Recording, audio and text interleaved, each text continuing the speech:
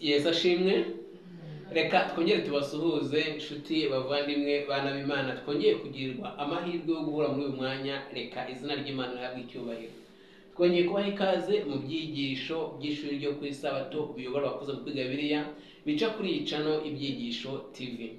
Turashima ubuntu bw'Imana bukomeza kubana natwe ndetse namwe bukabarinda ngo tubone amahirwe yo kwiga ijambo ry'Imana kubw'amahirwe ya Mwuka Wera duhabwa no kubw'urukundo rw'Imana ngo habashe kugira abarokoka mu gihe cy'akaga kameze gutya.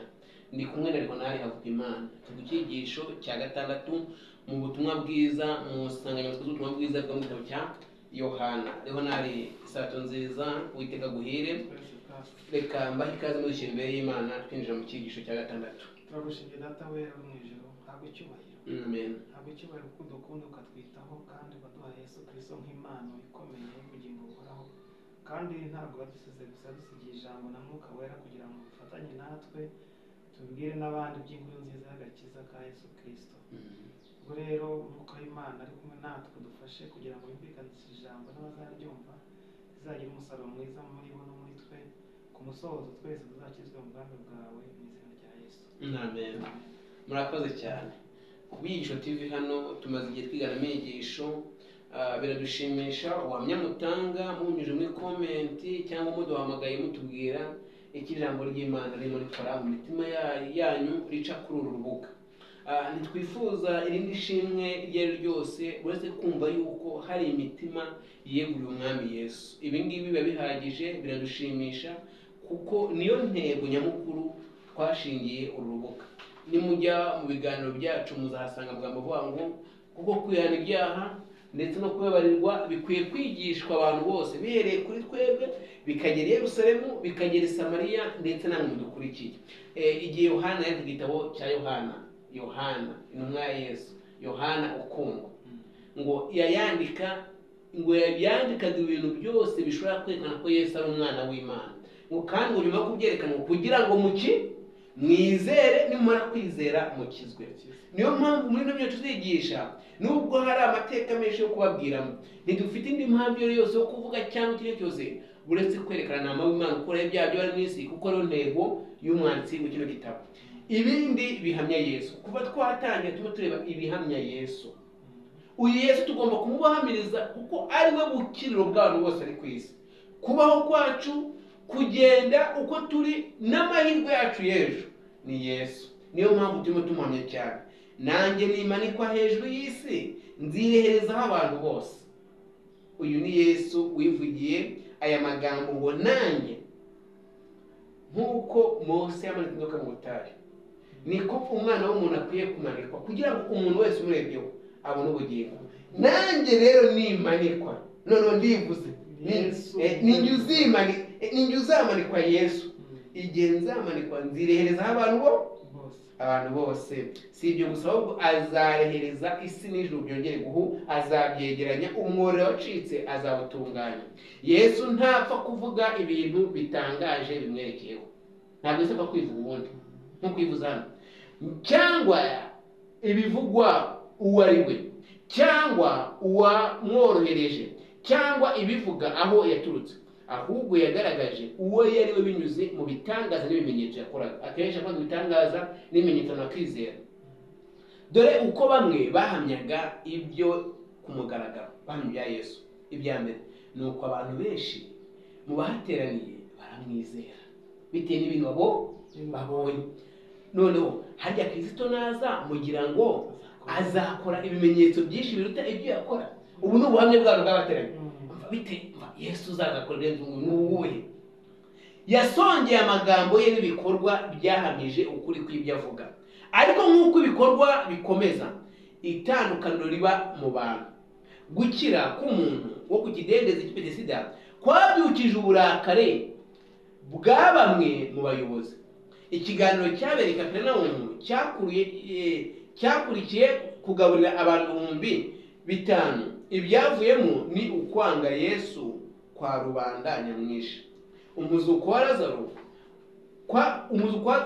kwaremye kwizera mu bantu bamwe, ariko kubyutsa urwango mu bandi. Aribyo byatumye Yesu ageragezwa anacirwa urubanza. Mu cyisho cya kino cyumweru kibanda kuri bamwe bavuze ibya Yesu bakabihamya muri buri kintu cyabaye. Bamwe mu bahishura uwo Yesu ari we koko byarahishuwe, kandi ibyo bifatanyiriza hamwe kugaragaza Yesu ari we nka Mesiya.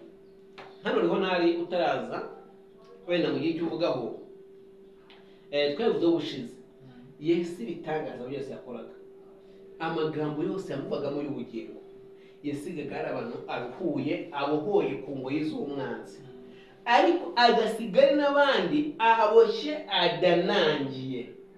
Bityo n'uyu munsi tuba tuvuga rero na amagambo y'Imana igihe cyose masohoka ngo akora ibintu bibi. Muri Yohana 3 baravuze ngo umwizera atarimbu, ariko utamwizera amaze gucibwaho iteka ntabwo ibintu bimugumira nk'uko yari ameze. Mbega nta gihe umuntu kimwe yafungura ijambo ry'Imana agiye kuryumva noneho ngo uko arifunguye rimusiga uko ryamusanze. Iyo ritamwongereye amahirwe yo gukira, rimwongerera ingorane zo kurimbuka kuko atizeye. Nyamara mwebwe muba bizera. Ikintu uvuze inyigisho ya Yesu iri yose, yego, ibitangaza zakoze azura abantu, aruzura Lazaro, azura akora agaburira abantu, hari abo byafunguraga imitima, yego, bakavuga ati kuko uyu niwe Mesiya, none hari umundi uzaza kurenza uyu. Ibitangaza zakoze kandi urebye abantu bizeraga Yesu Kristo bari abantu baciye bugufi rwose, abantu binangiraga imitima wasaga cyane ari abayobozi b'idini, kuko bari bategereje nka ba Mesiya bageze kuri babiri. Mesiya uzaza agakora ubwami bwa Roma n'uhagarariye ubutambyi bukuru. Rero bivuga ko uwo Mesiya azaturuka byanze bikunze muri bo abo ngabo bakomeye, aje aturutse mu bantu boroheje ntibagira gute. None ibyo yakoraga byose, nubwo abandi babonaga imbaraga y'Imana, bo babonaga ko atari Mesiya wabo undi baforomye mu bitekerezo byabo biyumvisha. Noneho agasiga mu bitekerezo byabo kwa kwinangira no kumutekerezaho bisize binangiye imitima yabo. Hano ikindi kintu nari igihe kinini cyane n'ubu ngubu n'ijoro bitambuka, ababitambuka dushobora kuba imbogamizi ku muntu, akareba akabifungura agasanga nta hantu tuzi, ubundi bari abariho nari bize hehe, sinabapasiteri ndetse n'abaporomatorero, ariko ubundi basengera hehe. Ibyo ubwabyo bigatuma bimbogamize ntabacyumvisha icyigisho. Ariko hari amagambo bita kuri ako tacyumva hano turaje icyigisho cy'umugore w'Isamariya, indaya wahuriye na Yesu ku iriba rya Yakobo. Yesu akamuha amazi y'ubugingo, akagenda kilometero 1 n'igice kugira ngo agere i Samariya aho yaturutse, abwira abantu, akagarura abantu bari inyuma y'indaya batazi n'aho ibajyanye. Yaragize ikilometero n'igice, yaragize kubashyikiriza nde Yesu, bagatangira kwata koko ntabwo ari amagambo yawe, ahubwo turabyibone bana b'Imana. Uwiteka twebwe twemeye ntabwo turi abantu beza, ntituri abakiranutsi, ariko basi Uwiteka yasezeranye ko n'ibyo byigisho mu bose bimeze neza ashaka kubikirisha abantu. Nimwizere ijambo ry'Imana, mwizere uwo yatumye, ntukaregere kubaho umugisha. Kwicisha bugufi kwa Yohana Umubatiza yongera kubihamya, kwicisha bugufi Yohana Umubatiza yongera guhamya ko Yesu ari Mesiya. Igitekerezo kiribanda cyane muri Yohana 3:25. Mufate Bibiliya cyane kubera ko kujyana Yohana arangije abantu barazamubwira. Yohana 3:25. Ati Yohana rero wa muntu wahamije ko ari umwana w'Imana, arimo arabatiza abantu bose bamukurikiye bamuyobotse, biragenda gute? Yohana yongera guhamya Yesu. Komeza. 5 abigishwa ba Yohana bajya impaka n'Umuyuda ku bya kwiyeza. Basanga Yohana baramubwira bati, mwigisha, wari kumwe nawe hakurya ya Yorodani, hakurya ya Yorodani, uwo wahamyaga, dore nawe arabatiza, abantu bose baramusanga. Gukomeza 27 kugeza 26 wasomye 10 yose ugeze 6. Yohana arabasubiza ati, ntacyo umuntu yabasha kwihugura keretse agiye mu ijuru. Namwe murambera abagabo yuko navuze nti sinjye Kristo, ahubwo natumwe kumubanziriza. Umugeni asanga niwe mukwe, kandi umuranga iyo ahagaze iruhande rw'umukwe amwumva anezezwa n'ijwi rye, none uwo munezero wanjye mwinshi cyane urasohoye. Uwakwiriye gukuzwa naho njyewe nkwiriye gucishwa bugufi. Uwavuye mu ijuru niwe usumba byose, naho uwavuye mu isi ni uw'isi nyine, kandi n'ibyo avuga ni iby'isi. Uwavuye mu ijuru niwe usumba byose, kandi ibyo yabonye nibyo yumvise nibyo ahamya, nyamara ntawemera ibyo ahamya. Uwemera ibyo ahamya aba yemeye nuko n'Imana ari nyakuri. Hano ndanyagute uyu mugabo Yohana Umubatiza. Yohana Umubatiza wavukiye mu rugo rw'abatambyi, arangije yubaka izina. Yohana abaciye bugufi bamwemera nk'umuntu w'Imana, nk'umuhanuzi wavuye ku Mana. N'abatambyi bazaga ibipangu mu mijyi bakajya mu butayu bamukurikiye, bari bagatuma ingendo ati mumugire maze turamuntu ni urinde. Yohana abantu bizuba ariko barangije Yohana n'Umubatiza abantu bamwubaha. Yohana ufite ubushobozi bwo ku mwabwe bati ibyo mwakoze ntabwo ari byo byemewe. Mbega rero Umubatiza arangije havumuka umuntu umurenze uwo yahamyaga.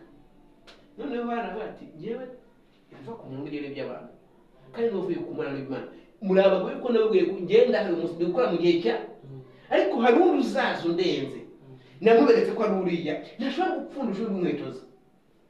Rero ibi bintu ni ikintu gikomeye cyane, kwemera yuko wowe uri mukuru w'itorero, wowe mukuru w'itorero imyaka 25 urayobora, kwemera ko Daniel aza rero nawe bakamwicaza Daniel agatangira.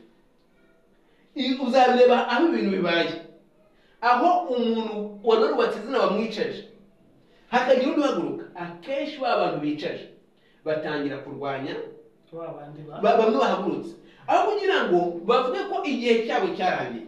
Mu butumwa bwatanzwe basobanura kino cyigisho bavuze ngo hari umurimo Yohana Umubatiza yakoze. Iyo umurimo urangiye hari abandi bafata inshingano zindi bagakomereza aho rugeze. Yesu abigishwa Pawulo ndetse na Petero bavuze ngo hari abatangiye umurimo mu isezerano ryace barabiba, twebwe turabasaruza. Ariko twese igihe uwadutumye azatwegeranya aduhe igihembo kimwe. Impamvu uzi ibi bintu nibihe? Niba hari ikintu wakoze kigateza umurimo imbere, menya ko kizagira n'iherezo. Igihe kizagira iherezo ntikizasenye ibyo wakoze byose, ahubwo fasha abandi bakomeje ubereke intama y'Imana yakora bya bimwisi. Kandi nubona hari umuntu uje afite imbaraga zirenze zawe, reka tambuka kube n'abandi imbere akomeza aho rugere. Hano Yohani yari indangacyerekezo rwose. Burya icyapa ntabwo kijyana n'umugenzi, yego sibyo? Icyapa kisigara ahantu kiri, ahubwo kireka umugenzi iti komeza inzira, aho ngaho inzira. Yohani rero yari nk'icyapa cyerekana Yesu Kristo, ariko ntabwo ari gukorana umurimo na Yesu, sibyo? Ntabwo ari gukorana umurimo wa Yesu. Icyo yashakaga Yohani yayinuza Yesaya yarakivuze muri 45 muri 41 igice cya 41 yerekana Yohani umurimo wa inshingano yamuzanye. Yohani nicyo yagombaga gukora. Umuhungu wa Zekariya na Elizabeth yavukiye kugira ngo yerekane Yesu uzaza ateguriza abantu kwakira Yesu uzaza. Kandi hari ikintu gikomeye cyane aha ngaha. Yohani umuntu wabagaho imibereho igoranye, kandi ngo ntabwo mu gitabo kivuga ngo imibereho ya Yohani yaciragaho iteka abatambyi n'abandi bose, yabaciragaho iteka.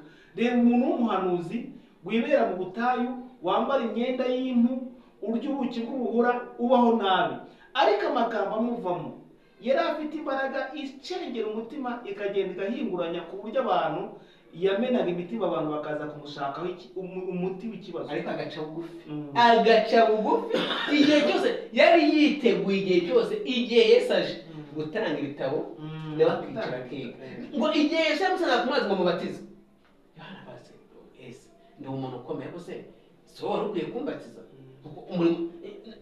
Yohana mbatiza, amaze kumubatiza ngo umwuka uraza uhamiriza Yohana ko ari Yesu, ngo uza ngo Yohana yafite ubuhanuzi ko uwo mwuka ngo Imana yabwiye Yohana ngo uwo umwuka azaza ho Yohana ndabibona avuga ko uyu ni Mesiya. Ngo akibivuga intumwa ziramukurikira za Yohana. Yohana aratuza, ajya mu nzu y'imboha, arafungwa, abantu bamuca intege, mugende mumwibarize ko nizera ko ngiye ari Mesiya. Hano ngo ni mu buhe buryo twakiga icyigisho cyo guca bugufi? Niho ntabwo duca bugufi. Igihe cyose no mu muryango yacu tunye mu udusumbye, twumva yuko twirasa. Guca bugufi byatunaniye. Abo dusumbye turabakandagira, abadusumbye tukabasuzugura. Nuko nguko tubayeho abantu. So tukiyoroshya imbere y'Imana n'abantu. Dukwiye kwiyoroshya imbere y'Imana n'abantu. Ni iki twakigira ku rugero rwa Yohana ahangaha kijyanye no kwicisha bugufi k'umuntu? Reka duce bugufi nk'abantu mwe, duce bugufi izina ry'Imana ry'irere. Hari ikintu gikomeye Daniel, ikintu bita ubwibone mu bya mwuka. Ubwibone mu bya mwuka, aho kugira ngo umuntu aguhe amafaranga, wakwibona mu bya ibyibone mu bya mwuka kurenze guhabwa amafaranga, guhabwa ubutunzi. Kuko ni ikintu gikomeye cyane, kuko cyo iki kintu abatambyi baharaniraga cyangwa se abantu muri iyi minsi baharanira. Ubona ibintu bita ibintu by'amadini ubona ari ibintu abantu bajyamo cyane, kandi biba bifite inzego, abantu bagenda bubahana. Ariko iyo hagize umuntu usuzugura cyangwa se wicisha bugufi, akicisha bugufi, akaba ari umuyobozi w'itorero cyangwa se umupasiteri akicisha bugufi, abantu ntabwo babonamo ko ari pasiteri, ntabwo babonamo ko ari umukuru w'itorero, babona ko ari umuntu udafite gahunda, udasobanukiwe neza n'ibyo arimo. Ariko Yohani amaze kubona Yesu, Yohani yari ateguye umutima we ko Yesu ubwe ari we wenyine ufite icyubahiro gikomeye kurenza. Kuko ati ngiyewe nkomoka mu isi, ariko n'ibyo mvuga n'ibyo mu isi, ariko yaturuka hehe? Aturuka mu ijuru. N'ibyo ahamya n'iby'ukuri, kuko bivana hehe? Ku Mana. Imana duhe umutima wo guca bugufi, twemera ko hari abadusumba, abo dusumba tubafashe. Nuko imyumvire mishya kuri Mesiya. Dusomere Yohana igice cya mbere 3:2 kugeza 3:6. Yohana igice cya mbere.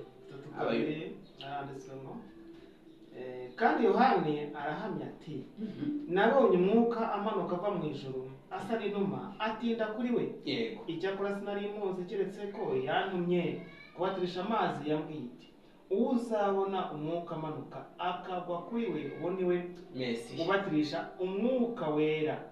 Nanjye mbibonye mpamya yuko ari umwana w'Imana. 6. Bukeye bwaho Yohani yongera guhagarara n'abigishwa be babiri, yitegereza Yesu agenda, aravuga ati, nguyu umwana w'intama w'Imana, nguyu umwana w'intama w'Imana. 3:6 nageze. Hano twabitangiye twabikomoje turi kuvuga. Na Yohana ubwe ntabwo yumvaga Yesu neza ukuntu azaza neza, ntabwo hano mwe byumvaga, cyangwa kubera ko nta buryarya nawe cyari igitekerezo cye cyuko aba mu bantu bategereje Mesiya uwateguriza. Byari kuba ari ishyano iyo Mesiya aza nawe hano ntabimenye. Ariko Uwiteka avuga ngo uzabona umwuka ajeho, uwo ngo azari Mesiya. Nuko ngo Yohana ntabwo arabizi. None agiye kumubatiza abona umwuka mujeho. Noneho ngo arangije abwira abantu ngo dore ngo umwana w'Imana.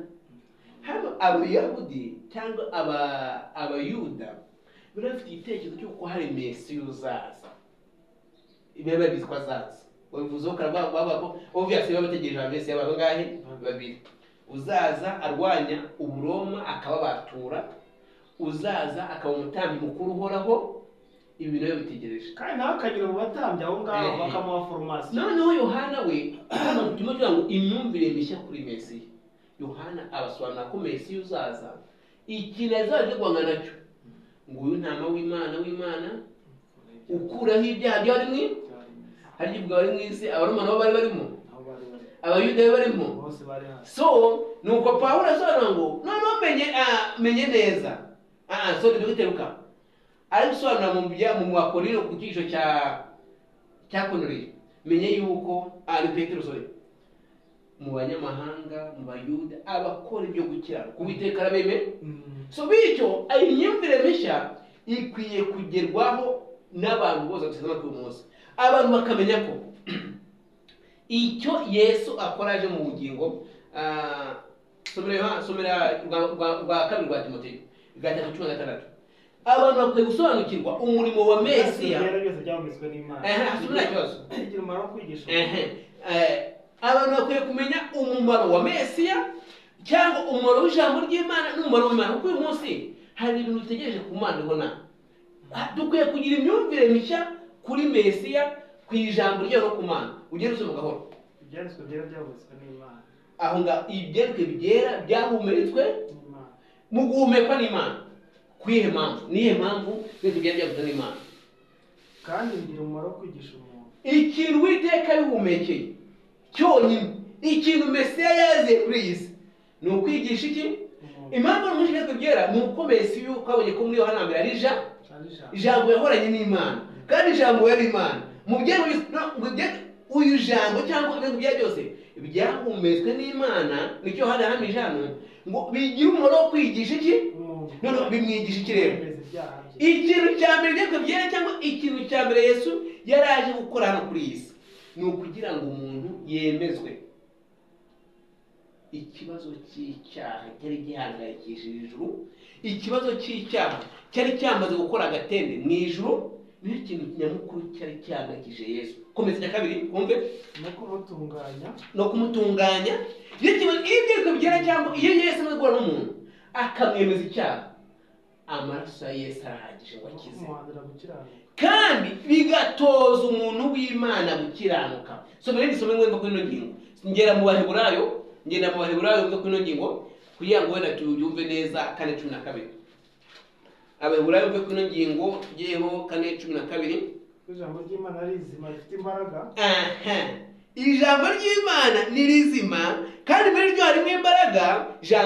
Jambo Yesu kandi rikagira kandi ukagira uburyo buto bw'inkota, ndetse ukuntu rikora rirusha inkota zose, rigahinguranya ndetse kugeza ubwo rigabanya ubugingo n'umwuka. Irizi bya mwuka, rizi by'ubugingo niki? Komeza. Byo mwuka, ubugingo n'umwuka n'umusokoro, kandi rikabangukira kugenzura iby'umutima wibwirukaga. Rimenya ijambo ry'Imana ryo riragenekerera ku mutima. Ibyo icyo mvugira ni iki? Imyumvire mishya kuri Mesiya ikwiye kugirwa n'abantu duteze amatwi uyu munsi. Ntabwo Yesu ari banki itanga amafaranga ngo itange abagabo cyangwa itange abagore. Ibi nabyo arabikora, ariko ikintu cya mbere cyamuzanye ni ugusobanura ikibazo cy'icyaha no kugikiza, kandi ntabikorera Abadivantisiti gusa cyangwa Abagatulika gusa, ahubwo abamwemeye bose bakizera izina rye, abangaba bitwa abana b'Imana. Tuva kuri iyi ngingo, abigishwa ba Yohani bari bakeneye imyumvire mishya no dukeneye uyu munsi, kugira ngo badakomeza kubona ko Yohani ari ufite igisubizo cy'ikibazo cy'icyaha. Yego rwose, sibyo? Yesu Yohani rero yabasobanuriye, tuwo ni wowe, niwe nahamije, noneho niwe mpamvu bamuvuyeho baragira gute? Bakurikira Yesu. Bamaze kugira gute? Gusobanukirwa neza na Mesiya uwari katari Yohani, ahubwo Yohani ahamya ari wowe nguwo, kandi uhoraho wavuye mu ijuru warabiye byose, kandi afite inshingano iyo gukuraho ibyaha by'abari mu isi, kandi we ntabwo azabatirisha amazi, azabatirishwa na mwuka wera. Kandi Yohani we yarabatishije amazi. Bari abigishwa rero bari bakeneye imyumvire mishya kugira ngo kandi babakizwe noneho mu mwuka wera wakizwe bashya. Akidutanye yego, abantu dutegereje Yesu uzaza nk'umwami. Yes, sibyo? Nk'umwami mu kirere mu buryo butangaje. Ariko ntabwo dutinda kuri iri jambo bita mwuka wera, kuko mwuka wera ni ubumana buteguriza Yesu uzaza nk'umwami, sibyo? Utunganye. Niyo mpamvu n'abangaba Yohana avuga ati mba ngewe mbatirisha amazi, ariko uriya abatirisha umwuka wera. Byibuka amagambo bavuze muri Yohana 12, uwo mwuka nazi ikintu azakora, uwo mwuka nazi ikintu azakora, azabana atsinda bisimwe kwa bimwe gusoma abemeza iby'icyaha. Nuvuga ngo hano hari ikintu uvuze gikomeze. Mwuka uyu munsi dukwiye kumwumvira kugira ngo tumenye Yesu igihe azaza n'ikizakimuzanye. Nacyo bakiganiriye ku gitabo cyitwa Ibyakozwe n'Umwami. Uravuga ati kuki tutaganira ku kibazo cya mwuka wera? Ikibazo cya mwuka wera cy'abantu, kuko nayo Yesu nawe ajya gusigira ajya kuva mu isi yaganiriye n'abigishwa. Iyo ukorera igitabo, iyo uyobye igitabo cya Yohana igice cyaho cya 13, 14, 15, 16, 17, usanga ikibazo yari yibanzeho ni uko basobanukirwa neza na mwuka wera icyo ari cyo, kugira ngo basobanurire Yesu bamaranye imyaka 3 n'iki batazi. Icyo kibazo rero gihari ko abantu twese dutemeje Yesu nk'umuntu uzaza nk'umwami, ariko ikibazo cya mwuka wera usanga naho tukirengagiza. murakoze cyane. Reka tugire imyumvire mishya kuri Yesu, we ukiza ibyaha by'abari mu isi. Noti Yesu uriya wundi dutekereza, uriya ntawe ubaho. Kwemerwa no kwangwa ni ikindi kintu gikomeye tugiye kurebaho. Kwemerwa kwa twabivuzeho mu ntangamarara cy'ukuntu akora ibitangaza, bamwe baramwemera kandi agatamwa. Noneho tugiye muri Yohana cyane, tugiye gutinda 6:5-1-7. Ni igice kinana nabwo tubasoma. Hano hari igitekerezo gihari, ni inkuru yabaye ikurikira Yohana igice cya 5. Yesu ahaza abantu mu bihumbi bingahe? Yesu yahagije abantu 5,000 mu gice cya 5 cya Yohana. Amaze kubahaza abantu bose mu bitekerezo, bayoboye ndetse na Yude nawe barimo n'abandi babyamye, ati uyu muntu ukemura ikibazo cy'inda akabona ibyo kurya, akwiye kuba iki? Akwiye kuba umwami. Igihugu kizabona inzara. None ubwo ikibazo cy'ibyo kurya gishira, ariko twabije cyamuzanye kure byabyo bari mwe. None barangije bashaka kumwimika Yesu ngo abacamo arigendera, n'amazina z'ibishaka arazivurunganya zoheza mu mazi mu muraba, abandi banamuvobara n'igihe. Hano bamuvuyeho. Hano uyu munsi hazana 5,000 uretse atanye umujinya w'ukuntu atabaye umwami.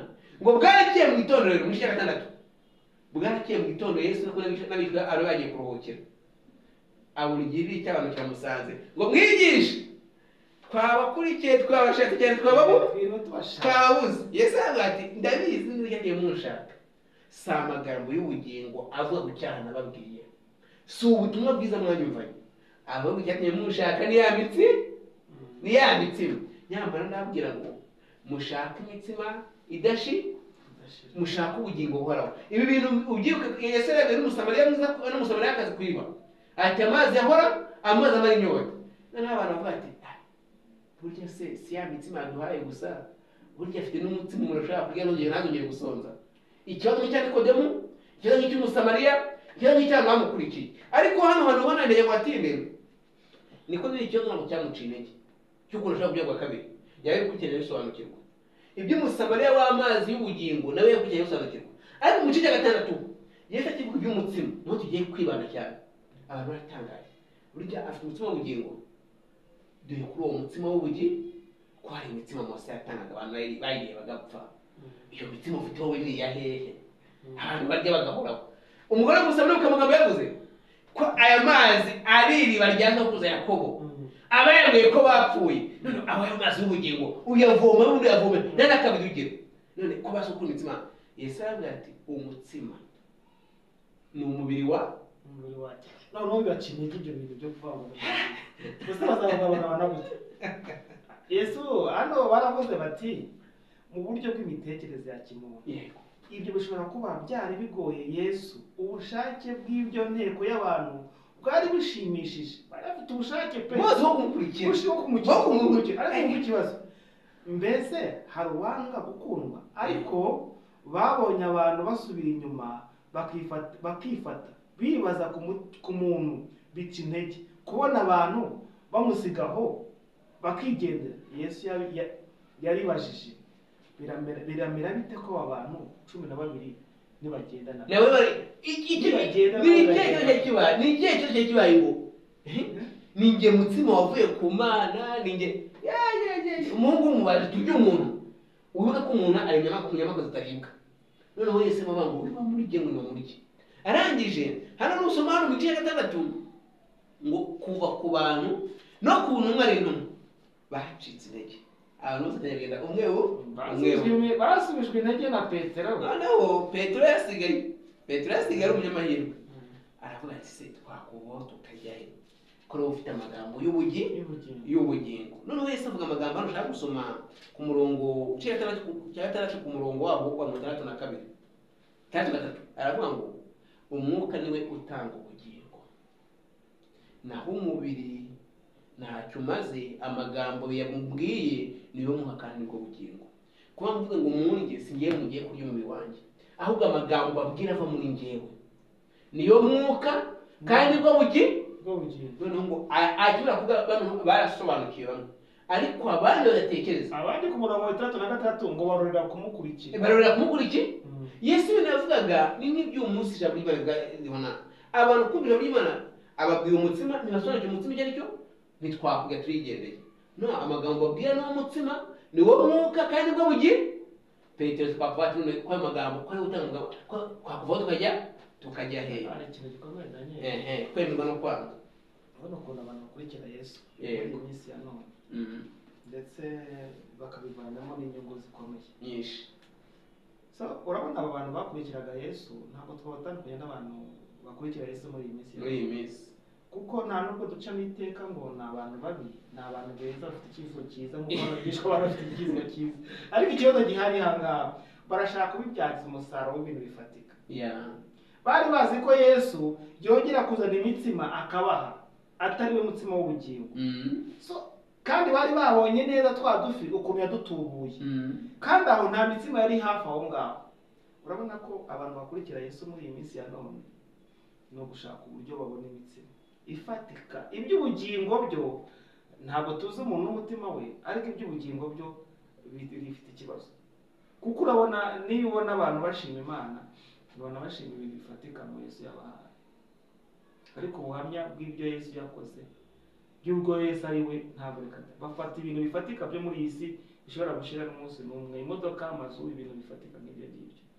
abana barangije kwiga ni byiza ariko ntabwo icyo ngicyo aricyo yicyazanye Yesu Kristo niyo mpamvu yavuga ati njyewe ni njyewe mutsima w'ubugingo amagambo njyewe mbabwira niyo mwuka kandi w'ubugingo hano ikibazo nawe ntekereza nta ikibazo nawe gikomeye ni ikihe abantu uyu munsi dushaka kwiga ibintu tubisobanukirwa dusoma ibintu kubisesengura no mu rusengero uzabyumva ibibazo bitera impaka mu rusengero kudasobanukirwa Yesu avuga ngo niwe mutsima w'ubugingo abantu benshi bivumura baragiye batari bagiye ku rutatu ngo bumve amagambo babwira ni wowe mwuka kandi bwo bugira nuvuga ngo Yesu yavuga ko we n'amagambo ye basa bityo umuntu wumva amagambo yanjye aba afite ubugingo babihwanye bana b'Imana igihe cyo twigisha yavuze no muri Yohana 5:24 yaravuga ati uwumva ijambo ryanjye abavuye mu rupfu ageze mu bugingo kandi iryo jambo niryo ryaremye isi ibyo twavuze mu Baheburayo 4:12 ngo ni ijambo ni inkota itandukanye ibintu irarema hano gusa iki kintu ntabwo twagiye tabo cyane igihe kinini cyane ariko umugabo mu gitabo cyitwa uburezi bwa Gikristo mu burezi yego kuri page y'174 bavuze kubera gusaba ibintu twihuta sibyo tumeze nk'abantu bafashwe n'ibisatsi twiruka ngo dutaho dusigaho Yesu ari tukamucaho tukagenda kuko nta mwanya wabyo tubifitiye bityo ngo abantu bakongera gusubira mu rugo baje uko batashye uko baje kubera iki gukora ibintu twirukanka ibintu igihe kiradusize ibintu byagisize ngo gukora bana b'Imana twitonde kwiga ijambo ry'Imana dusenge Mwuka Wera arisobanurire kuri guhubuka tudasiga Yesu tugasanga ibidusonga ubuhamya bwa data wa twese si abantu gusa bahamije ibya Yesu ahubwo na data wa twese Imana muri yahamije ibya Yesu ubutumwa bwiza bwanditswe na Yohana butangira buvuga ibya jambo aribyo bisobanuye kuba hamwe n'Imana kuba hamwe n'Imana data igihe jambo yahindukaga umubiri Mwuka yahamije ibya Yesu amutindaho igihe yabatizwaga ariko n'Imana data nayo yahamije ibya Yesu mu gihe cy'umurimo we hano ku isi soma muri Yohana 3:5 Yohana 5:6 manza ya magambo rugiye kuvuga Yohana 5:6 banditse bati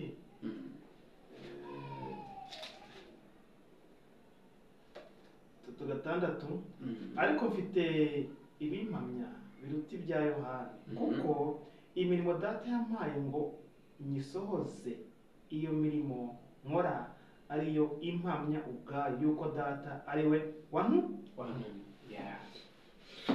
hano imirimo iwite Yesu azari ku misiyo ya se imirimo yakoraga yahamyaga ko yavuye ku Mana ku mubatizo wa Yesu data na Mwuka Wera bifatanyije na Mwana mu kwizihiza icyo gikorwa cy'ingenzi cyatangizaga umurimo n'inshingano bya Yesu hano ku isi muri icyo gihe Imana data yavuze ko Yesu ari umwana we kandi akunda ngo uyu mwana wanjye nkunda nkamwishimira, aya magambo bivuga ko Uwiteka Imana umurimo akamwishimira. Ariko igihe Kristo yari ageze mu bihe bikomeye by'umurimo we, Imana Data yongeye kuvuga muri icyo gihe amagambo yavuze ko yanditswe mu butumwa bwiza bwanditswe na Yohana.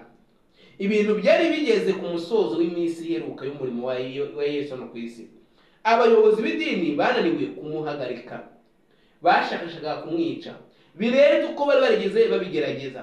Igitero cy'abantu cyaramusakaje, cyane cyane abantu bashakaga kumwumva barushagaho kwiyongera, bashaka kumukurikiza kubera inkuru yo kuzura Lazaro yari amaze gukwira hose. Yemwe ndetse n'Abagiriki bashakaga kureba Yesu.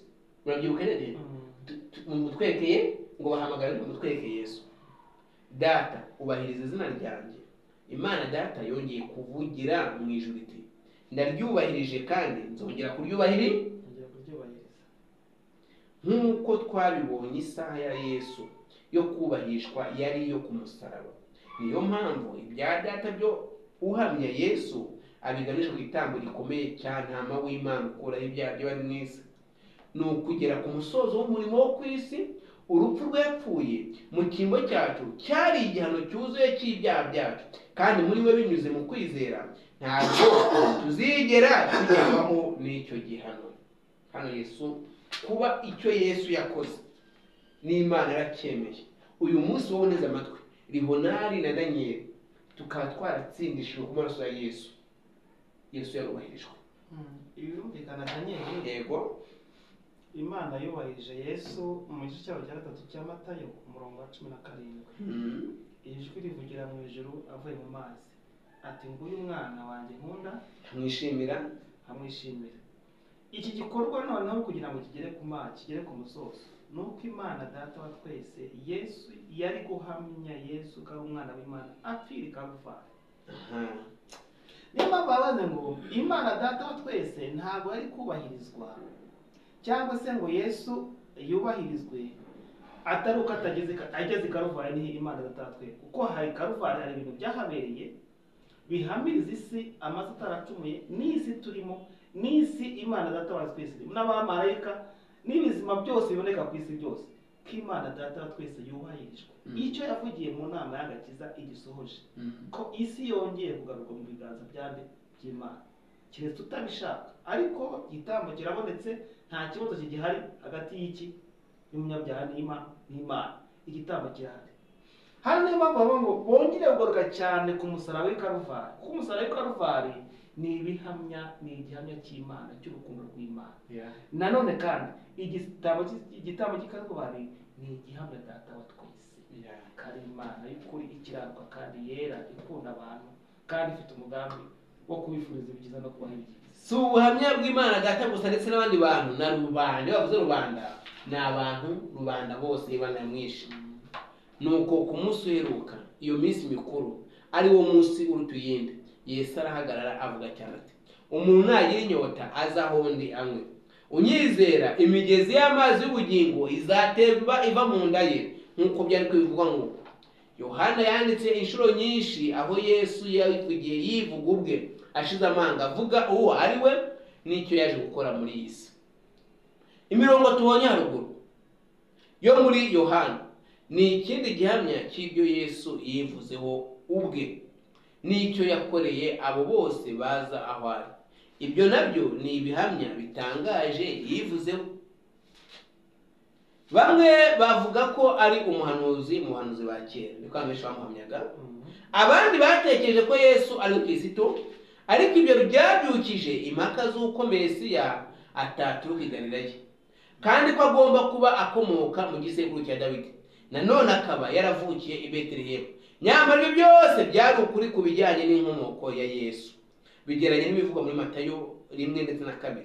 Nubwo ibyo benshi basaga n'abatabizi, ndetse n'abategetsi bashatse kumufata bazitiwe nawe n'imvugo ye itararangwamagamo ubwoba na buke. Abafarisayo bashubije abategetsi babazaga ikindi kibazo ati mbese mwabonye mu batware cyangwa mu bafarisayo hari uwamwizeye? Icyo kibazo cyahaye Yohana amahirwe yo kuzana Nikodemo kuko Nikodemu yari yaramaze guhura na Yesu, yarashakishije uburyo bwo kumurinda inzego zabo. Mbese amategeko yacu yemera ko umuntu acira urubanza cyane kumva ibye? Mbese Nikodemu yizeye yemera Yesu ko ari Mesiya? Nubwo ibyo bitagaragara ko yamwemeye, hagati y'ibyo bikorwa n'ibyo yakoze Yesu amaze gupfa, Bibiliya iduha igihamya cy'uko Nikodemu nawe yari amaze kwemera Yesu. Ubwo rero ni ukuvuga ko igisubizo kibaza ngo mu by'ukuri twavuga ko umwe mu bafarisayo yari amaze kumwemera kandi yarakomeye. Nshuti isoza n'amagambo ushaka gusoma hano kugira ngo ibonere mu mwana. Reka nene turageraho. Yego. Icyo Yesu yavugaga iby'amazi y'ubugingo. Iby'amazi y'ubugingo nabyo tubijyane kuri rya riba rya Yakobo, yavugaga ibya Mwuka Wera. Yego. Kuko umusamariyakazi amaze kwakira Mwuka Wera, yahise ajya kubwira abandi bantu. Rubanda rero na Nikodemu amaze kwakira Mwuka Wera yagize ubuhamya bwiza kuri Yesu Kristo. Nubwo yabumara, nubwo kugenda nijoro kwa Nikodemu akakira ukuri, yabimaranye hafi imyaka 3 yose atarabihishura, ariko byari bimurimo, byaramaze gukurira muri we. Ariko kubera ko yabaraga muri sosiyete y'abafarisayo n'abasadukayo, ntibigaragare cyane. Ariko Yesu amaze kubamba ku musaraba, ku magambo Yesu yibutsa amagambo yamubwiye, yamuganira mu gice muri Yohana cyaho cya 3, sibyo? Ati umwana w'umuntu nimanuka hejuru y'isi. Noneho Nikodemu yibuka amagambo nanone yaboneka mu gitabo cyo kuva, cyo gutegeka kwa kabiri, cyo inzoka zirya abisiraheli. Ayo magambo yose arayakusanya, abyara icyigisho gikomeye, kuko Nikodemu atabashije kwihisha kujya gutambuka ngo agaragaze, nubwo atemeye ngo ahamye Yesu ku mugaragaro, ariko umurambo we agomba kuwushyingura mu cyubahiro. Nubwo rero yapfuye n'igisambo, ariko yari afite abakunzi be bamuhamba nk'umwami ukomeye. Yosefu umwanamataya wagiriye Yesu neza, na rubanda bahamije ko nguwe yari Mesiya. Twajya kurinde abigisha b'Abisirayeli bari baragize imbata imihango yabo. Abafarisayo n'abasadukayo bahoraga bahanganye. Kuva kuri Yesu byari ukwiroha mu bantu bihambiraga ku mihango n'imiziririzo. Ndetse n'abahanga barimo bariguza kuri Petero, igihe abantu bumvaga ibya Yesu aburiwe umutsima ngo Yesu ategeke kwikumura baragenda. Noneho Petero yaratekereje, se ko nituva kuri Yesu niwe mu wenyine utagendera ku mihango y'amadini yatugize imbata. Abasadukayo bizera ibi ngibi, ntibumvikana n'abafarisayo. Twongere twireba muri aya matiku nibona buri hari amatiku hirya ye, hari amatiku. None twabonye ahantu twikinga, twongere tubyireho harimo bino bintu. Ndetse abantu baharaniraga ikuzo ku bwabo. Abigishwa bari barabonye amahoro n'umunezero mu kwemera Kristo kuruta mu mibereho yabo ya mbere. None se bari kubasha bate gusubira ku bantu batoteje ndetse bakagira nabi inshuti y'abanyabyaha? Bari barategereje Mesiya igihe kirekire, ariko yari amaze kuza ku buryo butashoboraga kumusiga ngo basange abantu bashakaga kumwambura ubuzima ndetse bakabatoteza kubera gukurikira Yesu. Twajya kurinde ntabwo ari ukureka inyigisho za Kristo, amagambo y'urukundo y'impuhwe ngo bajye mu mwijima wo kutizera no ku byaha by'isi. Mu gihe Umukiza yangwaga n'abantu benshi bari barabonye ibikorwa bye bitangaje, Petero yerekanye kwizera kwe n'abigishwa bagira ati, uri Kristo wera w'Imana. Igitekerezo cyo kuba babura ukomeje imitima yabo cyabateye ubwoba n'umubabaro. Kubura Umukiza byari nko kuzimira mu nyanja irimo umujinya n'umuraba. Hano aya magambo dusoresheje rero arimo ararenguriza ukuntu abantu benshi cyane batinywa kuba basigaye Yesu, nta handi hantu bakandagira ikirenge. Hari amagambo ari mu gitabo cy'ibyavuye n'umwa no mu bindi bitabo ajya ngo nyavugeho. Baravuze umuguje w'Imana yateguye ngo umuntu uzavana ikirenge mu itorero akakibana muri itorero ngo nagira hanze azabura ahantu agikandagiza. Noneho abantu batekereza yuko nawe yaratanze gasupu ngo ntazagire umuntu usohoka mu itorero runaka cyangwa ajye mu rindi, kuko yandika amagambo nawe iti yarimo arenguriza ku itorero ry'intumwa kuri aya magambo kuko ni amagambo Petero yatangije ngo ba Petero batekereje turava hano tujye he turakurikira Sadukayo turakurikira abafarisayo se turaba abapagani b'abaroma turajya he ko ahantu hose ari ibibazo muri Yesu niho hantu honyine ho kwikinga bana b'Imana itorero ni Yesu niwe mutwe w'itorero niwe mutwe kwe turi umubiri so turamutse tubuze Yesu tubura hano dushinga ikirenge uko byagenda kose by'umwiringira by'umwumvira uzahirwa rero riradusoreza hano birumvikana yego abigishwa baje bose bafite imyumvire itandukanye ariko uko bagendaga batindana na Yesu Kristo hari ibintu bagendaga bacikaho yego kandi ubuzima yabakuyemo bwo burobyi nubwo bwari bugoye akabigira abigishwa be baramaze kugera ku rwego rwo hejuru icyo bita muri iki gihe bita abasitari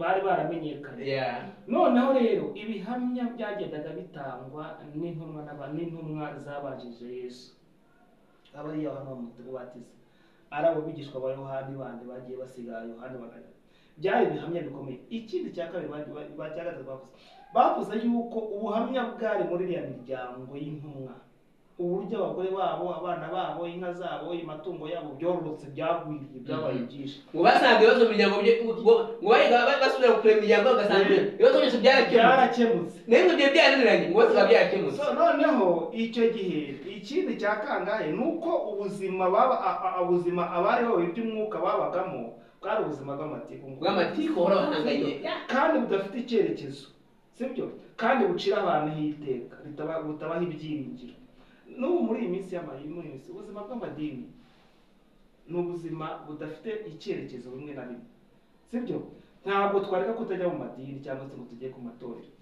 ariko mu by'ukuri iyo umuntu yihererana abantu 100 akita iri tora akavuga ati ni irya Leonari cyangwa se ni irya Daniyeli ntiryitwe rya Kristo rikitwa icyo aba ari ikibazo gikomeye cyane ese uwo muntu afite ijuru azabajyanamo bizagenda gute itorero ni rya Kristo cyakoze ko muri ahantu hirya no hino harimo abantu b'Imana sibyo bategereje kwa Kristo Imana izabashyira mu mwanya umwe nk'uko umwongera azabona ariko hano icyo ubuhamya bukomeye cyane bukomeye ntabwo tugomba gukurikira ubuhamya bw'abandi bantu tugomba gukurikira ubuhamya kuko twahamije Yesu cyangwa twabonanye na Yesu ibyo Nikodemu yahamije nka rubanda ubwabyo ntabwo ubuhamya bufitwe na pasitoro ntabwo ubuhamya guhamya Yesu bufite na karidinali na musenyeri na shehe n'abandi oya rubanda narwo rusanzwe rwegereye kuri Yesu rwahamya Yesu uyu nama y'Imana ukora ibyawe mwese tarusenga Imana inshuti nziza data twese Imana ikomeye muri myinshi n'ijuru izina ryawe icyubahiro ushimwe cyane ku gitambo cya Yesu umwana wawe watwohereje ibyaha byose byacu abitware mu mubiri we urupfu rwe n'umuzuko ibi bitsinzi yacu abahamije Yesu benshi barasinziye cyakora kuko batuye ko ari umwana w'Imana amazina yabo yaratsindishirijwe uyu munsi mu gitabo cy'ubugingo bategereje ikamba ry'ubugingo iryo uzabaha n'abandi bari kumwe uyu munsi bizeye uko nguko uduhe kwizera ibyo data uduhe guhamya Yesu mu gihe nk'iki ngiki we soko we bugingo we mahoro isi kuvurungana duhe guhungira amababa yawe umugisha abana badukurikiye muri uno mwanya natwe duhire mu izina rya Yesu.